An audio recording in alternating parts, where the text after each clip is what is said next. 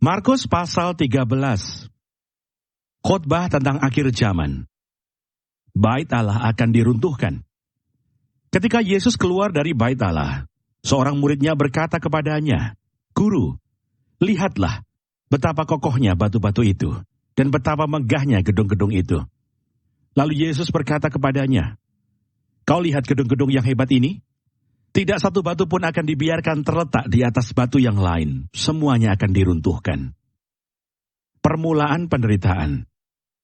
Ketika Yesus duduk di atas bukit Zaitun berhadapan dengan bait Allah, Petrus, Yakobus, Yohanes dan Andreas bertanya sendirian kepadanya, "Katakanlah kepada kami, bila manakah itu akan terjadi, dan apakah tandanya, kalau semuanya itu akan sampai kepada kesudahannya?"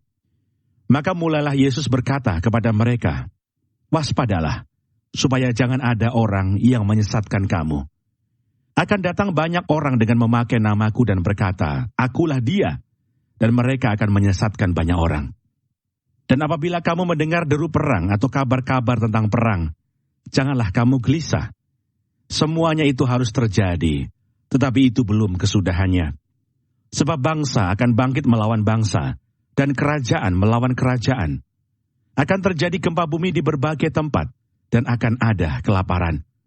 Semua itu barulah permulaan penderitaan menjelang zaman baru. Tetapi kamu ini, hati-hatilah. Kamu akan diserahkan kepada majelis agama, dan kamu akan dipukul di rumah ibadat, dan kamu akan dihadapkan ke muka penguasa-penguasa dan raja-raja karena aku, sebagai kesaksian bagi mereka. Tetapi Injil harus diberitakan dahulu kepada semua bangsa.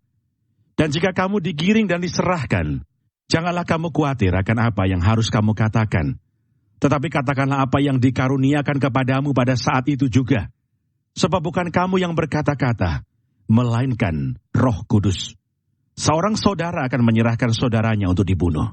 Demikian juga seorang ayah terhadap anaknya. Dan anak-anak akan memberontak terhadap orang tuanya, dan akan membunuh mereka. Kamu akan dibenci semua orang oleh karena namaku.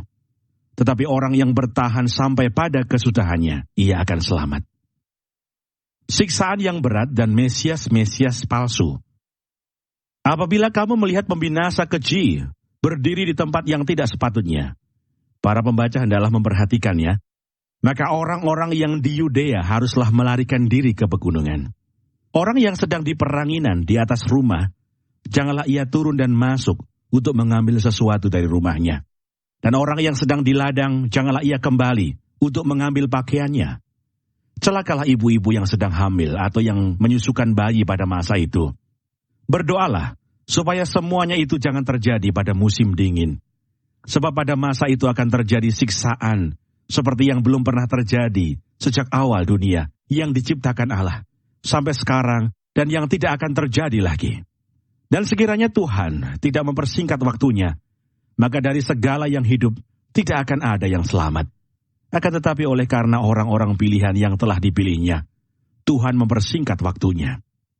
Pada waktu itu jika orang berkata kepada kamu, "Lihat, Mesias ada di sini," atau "Lihat, Mesias ada di sana," jangan kamu percaya.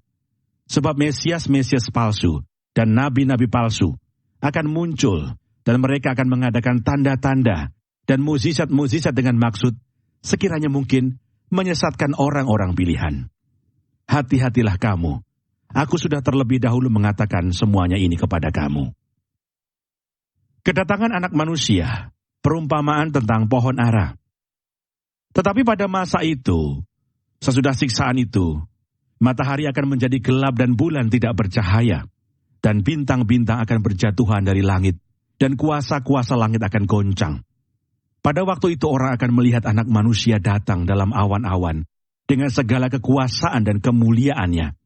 Dan pada waktu itu pun, ia akan menyuruh keluar malaikat-malaikatnya, dan akan mengumpulkan orang-orang pilihannya dari keempat penjuru bumi, dari ujung bumi sampai ke ujung langit. Tariklah pelajaran dari perumpamaan tentang pohon ara. Apabila ranting-rantingnya melembut dan mulai bertunas, kamu tahu bahwa musim panas sudah dekat. Demikian juga jika kamu lihat hal-hal itu terjadi, ketahuilah bahwa waktunya sudah dekat, sudah di ambang pintu. Aku berkata kepadamu, sesungguhnya angkatan ini tidak akan berlalu sebelum semuanya itu terjadi. Langit dan bumi akan berlalu, tetapi perkataanku tidak akan berlalu.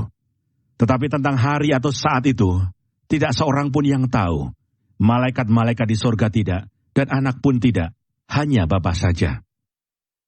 Nasihat supaya berjaga-jaga. Hati-hatilah dan berjaga-jagalah, sebab kamu tidak tahu bila manakah waktunya tiba. Dan halnya sama seperti seorang yang bepergian, yang meninggalkan rumahnya, dan menyerahkan tanggung jawab kepada hamba-hambanya, masing-masing dengan tugasnya, dan memerintahkan penunggu pintu supaya berjaga-jaga. Karena itu berjaga-jagalah, sebab kamu tidak tahu bila manakah tuan rumah itu pulang, menjelang malam, atau tengah malam, atau larut malam, atau pagi-pagi buta, supaya kalau ia tiba-tiba datang, jangan kamu didapatinya sedang tidur. Apa yang kukatakan kepada kamu, kukatakan kepada semua orang, berjaga-jagalah.